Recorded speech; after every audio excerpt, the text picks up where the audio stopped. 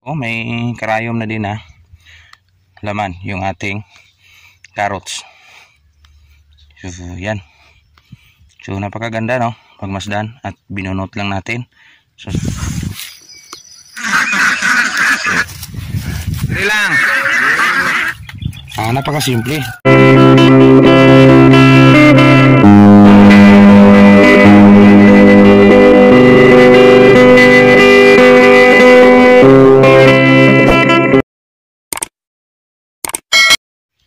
Sakto. Morning, mga kasakto. So mga kasakto, pasyal tayo sa ating carrots o yung ating pyroids na binhi. Pyroids ipwa ng takis. So ngayon kasakto, yung nakita nyo is yung isang buwan at 10 araw. So mga 42 days na ito ngayon.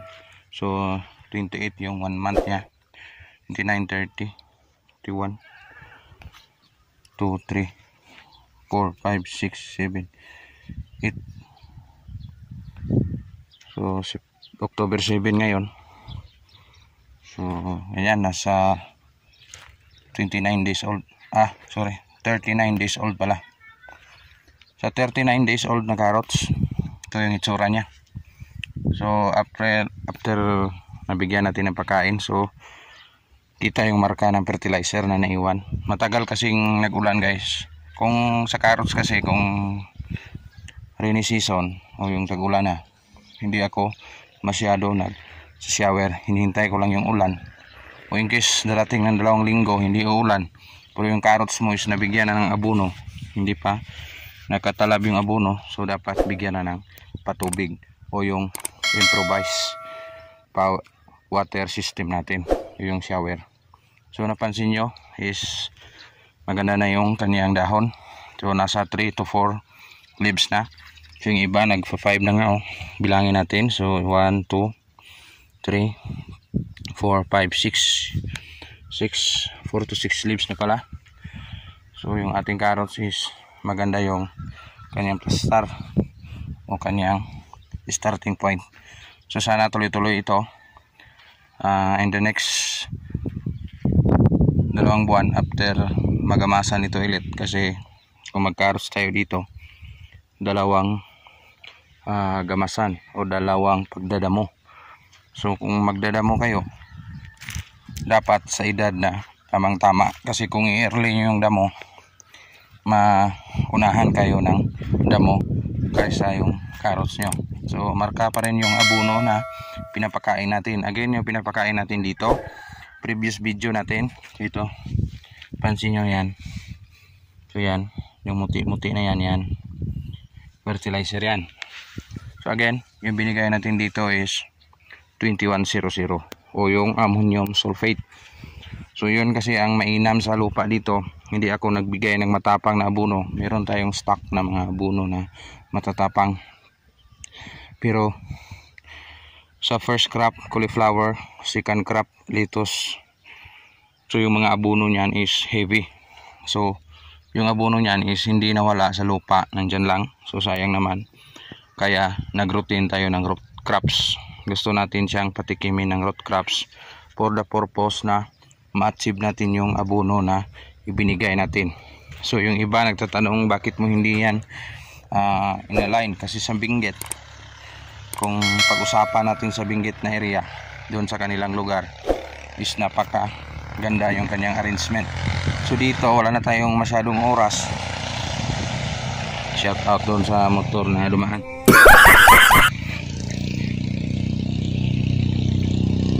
So dito sa atin, yung ating area ay yung ating routine na pagtatrabaho is madilid tayo kung mag-plat pa tayo, kasi kung dapat plat is nakapulverize lahat.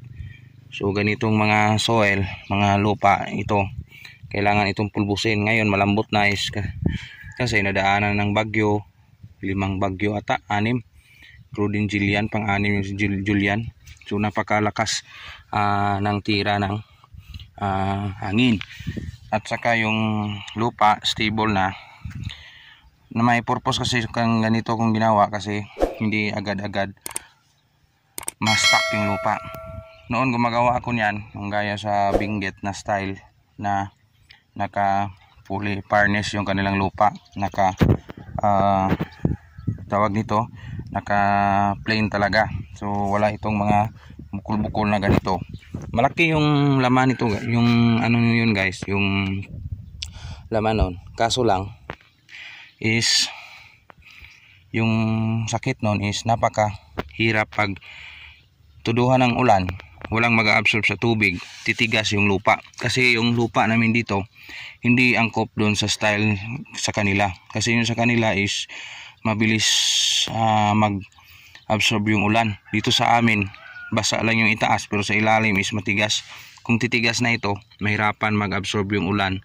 May tendency na ano rin yung buto. So yon ang purpose ko na ginanito ko lang pag tira yung aking carrots. Direct seeding lahat ng carrot guys, walang transplant ha. Kung transplant hindi pwede yan para sa akin kasi walang transplant na carrot. So dito sa area na ito, iba din na variety ito, Sugarland. So yung Sugarland napaka 100% shout out doon sa technician ng Sugarland dito, sa Condor dito, Sugarland, boss Rodgin Oro. So ito yung binigay mo boss na sample. So sa kanyang binigay na sample, ito yung resulta. So matagal ko siyang inilagay kasi wala akong space na pagtataniman. Hindi kasi ako urada-urada nga tira agad. Ini-advance ko yung aking tawag nito, yung aking scope of work. Dito medyo may makakapal, so ito yung palatandaan na Sugarland ito. Dito yung pyroids na yan, dito yung Sugarland. Punta doon. Sugarland ng Condor, Takis ng pyroids ng Takis, Sugarland ni Condor. So ito yung pinagkaiba nila. So ano ba ang pinagkaiba? Hintayin muna natin yung resulta. Pero si Condor napakakapal yung bigay ni technician na sample. So napakaganda oh. So kaso lang, ang purpose nito is spacing, correct spacing. So kung may malapitan na ganito, kailangan bunutin. Huwag kayong manghinayang na bubunot guys. Manghinayang kayo sa carrots nyo na hindi lalaki. Kasi yung malaki at saka maliit, ibang presyuhan yan. So gaya nito, yung spacing niya good yan. Pero dito sa ibang parte na to is makakapal. Kailangan talagang magsakripisyo. Bubunot tayo para maluwagan yung isa. So dito yan, yung mga distance niya kailangan talaga yang bunutin. Kasi hindi lalaki ang carrots mo kung hindi yan bunutan. So yan. So okay na siya mabunutan. Hindi siya ganun kapal. So yan. Ito yung binunot ko, sayang no. So may ano na, may laman na talaga oh. Yan. So napakaganda sa pag space na.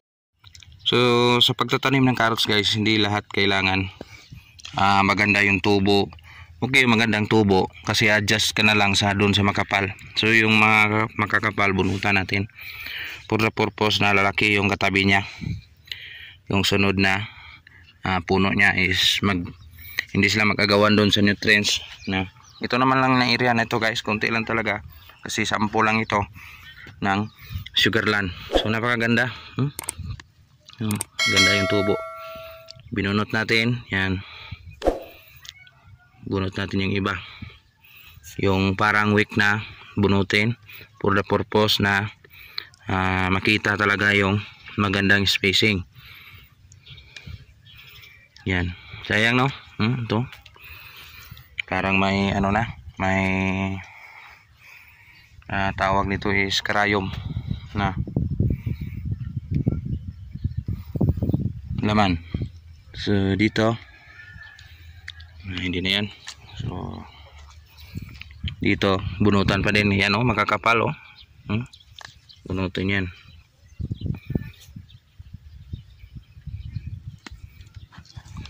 Bunutan mo talaga yan. Yan. talagang sipagan yung pagbunot. For the purpose na mali yung walang quality yung laman. Yung purpose nito is talagang kukuha tayo sa magandang laman. So sana yung matira is kaganda. Yan. So bakante na yan. So tama na yan. Tawag dito sa amin kasi may segunda primera na classification. So ganyan na spacing, okay na yan. Sayang yung lugar, sayang yung area, pero sige lang, at least may magandang bigay yung ating tanim. So dito sa pyroids na variety, titingnan naman natin. So yung pinagkaiba nila, so malaki talaga. So yung pyroids is abot siguro ng 3 months sobra. Yung sugarland is 3 months lang. So delayed siya sa oras, sa araw, o sa mga ilang araw lang siguro, 2 linggo. So may karayom na din laman yung ating carrots. So yan. So napakaganda, no, pagmasdan at binunot lang natin. So sayang, so hindi tayo masayangan kasi gusto natin yung good quality. So yan lang muna, konting update dito sa ating area, Canlaon City, Negros Oriental. Madilim naman yung bulkan, pero yung ating tanim nagbibigay liwanag sa ating tinrabaho araw-araw.